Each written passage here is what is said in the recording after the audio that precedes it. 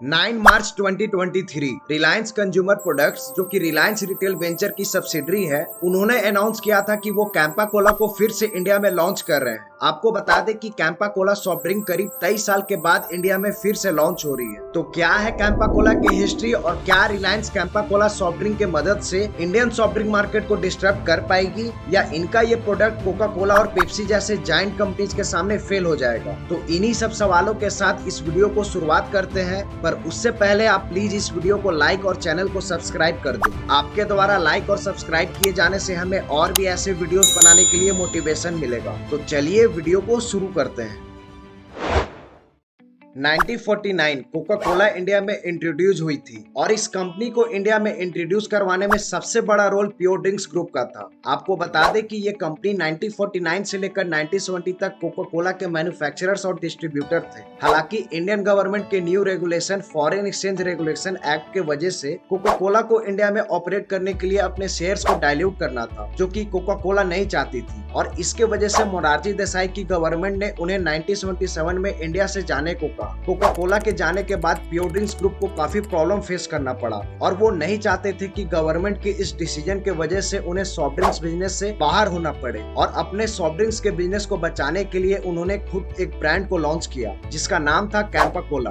Campa Cola को जब launch किया गया था तो उस समय उनके दो कंपटीटर्स थे। पहला डबल सेवन जो कि गवर्नमेंट ओन था और दूसरा थम्स अप जिसे रमेश चौहान पार्ले बिस्लेरी द्वारा शुरू किया गया था। कैंपा कोला की ब्रांड स्लोगन उस समय काफी पॉपुलर हुई थी और साथ ही साथ डबल सेवन के टेस्ट को लोगों द्वारा नहीं फेवर किए जाने से कैंपा कोला सॉफ्ट ड्रिंक लोगों के बीच और भी पॉपुलर बन गया। आपको बता दें कि सलमान खान की पहली एड कैंप कोला की ही थी। हालांकि ये पॉपुलैरिटी कैंपा कोला की ज्यादा दिन तक टिकी नहीं। इंडिया के prime minister PV Narasimha Rao द्वारा 1991 में लिबरलाइजेशन के पॉलिसी के लाने के वजह से foreign soft drink companies Coca Cola और पेप्सी इंडिया में फिर से वापस आ गई और साल 2000 तक हेवी कंपटीशन के वजह से कैंपा कोला को अपने मैन्युफैक्चरिंग प्लांट्स बंद करना पड़ा। 2022 में इस कंपनी को रिलायंस ने 22 करोड़ में एक्वायर कर लिया और 9 मार्च 2023 को रिलायंस ने अनाउंस किया कि वो कैंपा कोला की 3 variants Campa Cola, Campa lemon और कैंपा ऑरेंज को मार्केट में लॉन्च कर रही है। कंपनी ये प्रोडक्ट्स इनिशियली आंध्र प्रदेश और तेलंगाना में लॉन्च करेगी, फिर उसके बाद पूरे भारत में। तो अब यहाँ पर एक सवाल आता है कि आखिर क्यों रिलायंस कंपनी ने इस कंपनी को एक्वायर किया।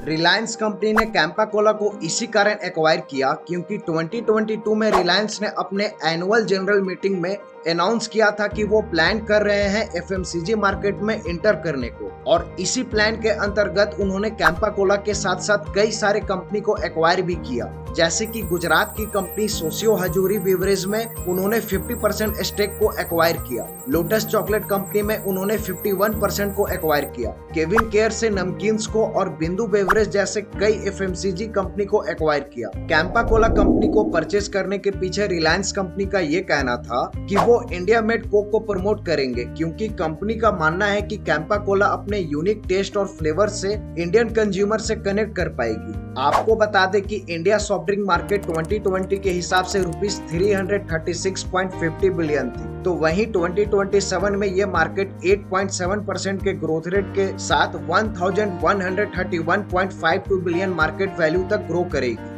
बेसिकली इंडिया में सॉफ्ट ड्रिंक दो कैटेगरीज में डिवाइडेड है, पहला कार्बोनेटेड बेवरेज और दूसरा नॉन कार्बोनेटेड बेवरेज। 2020 में कार्बोनेटेड बेवरेज की मार्केट वैल्यू 134.60 बिलियन थी, तो वहीं 2027 तक कार्बोनेटेड बेवरेज की मार्केट वैल्यू 50.12% की ग्रोथ रेट के साथ 349.64 बिलियन तक हो जाएगी। तो वहीं नॉन कार्बोनेटेड बेवरेज सेगमेंट की मार्केट वैल्यू 2020 में 153.33 बिलियन थी और 2027 तक नॉन कार्बोनेटेड बेवरेज सेगमेंट की मार्केट वैल्यू 781.88 बिलियन तक हो जाएगी। कैंपा कोला भी एक तरह का कार्बोनेटेड सॉफ्ट ड्रिंक है और कार्बोनेटेड सॉफ्ट ड्रिंक के सेगमेंट में इंडिया में दो मेजर प्लेयर हैं जो इस सेगमेंट को कंट्रोल किए हुए हैं। पहला कोका कोला और दूसरा पेप्सी। कोका कोला की शेयर 51% है तो वहीं पेप्सी की 34% और बाकी के बचे शेयर्स अदर डोमेस्टिक और लोकल कंपनीज की है। तो एक ये भी रीजन है कि रिलायंस कैंपा कोला को इसलिए खरीदी है ताकि वो कैंपा कोला की मदद से इन दोनों कंपनीज के शेयर को इस सेगमेंट से कम कर सके।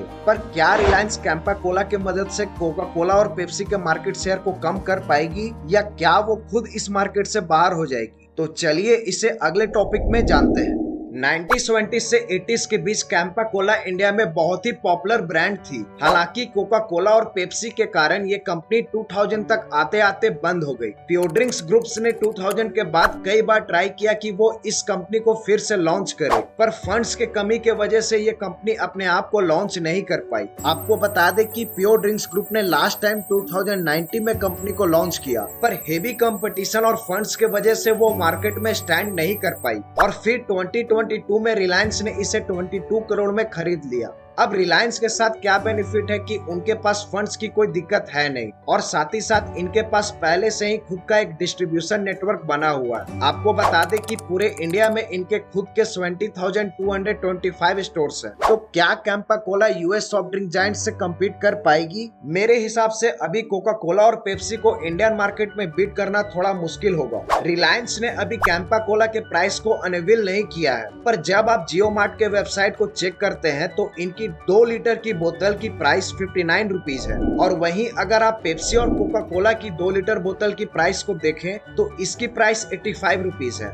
यानी अभी रिलायंस प्राइसिंग स्ट्रेटेजी से दोनों कंपनी को कम्पीट करना चाहती है, पर मैं आपको अपना एक पर्सनल एग्जांपल से एक्सप्लेन करना चाहता हूं कि क्यों ये स्ट्रेटेजी उतना सक्सेसफुल नहीं हो पाएगा। रिलायंस कैंपा कोला को मिड 2022 से ही अपने स्टोर्स में सेल कर रही है। भले ही इन्होंने 9 मार्च 2023 को ऑफिशियली मार्केट में इसके लॉन्च के बारे में अनाउंस किया हो, पर इनके स्टोर्स में ये सॉफ्ट ड्रिंक एक्विजिशन के बाद से ही बिकने लगा था। जब होली में मैंने अपने घर का कुछ सामान लेने के लिए रिलायंस फ्रेश में गया था तो वहाँ रिलायंस फ्रेश ने कैंपा कोला पर ऑफर निकाला था। 95 रुपीज में 2 लीटर की बोतल ये 2 दे रहे थे। आपको मैं बता दूं कि इस ऑफर को देखने से पहले मैं कैंपा कोला के बारे में जानता भी नहीं था और मैं इस प्रोडक्ट को इसी कारण नहीं खरीदा क्योंकि मुझे लगा कि ये कोई इंफीरियर कंपनी की प्रोडक्ट है जो अपने सेल्स को बढ़ाने के लिए ऐसा ऑफर निकाली है। और साथ ही साथ मुझे इस चीज का भी डर था कि क्या पता इसे पीने के बाद मुझे हेल्थ से रिलेटेड कोई प्रॉब्लम फेस न करना पड़ जाए, और ये सब कारण के चलते मैंने इनके कोल्ड ड्रिंक को परचेज नहीं किया। प्राइस कम करके प्रोडक्ट को सेल करना एक अच्छी मार्केटिंग स्ट्रेटेजी तो है,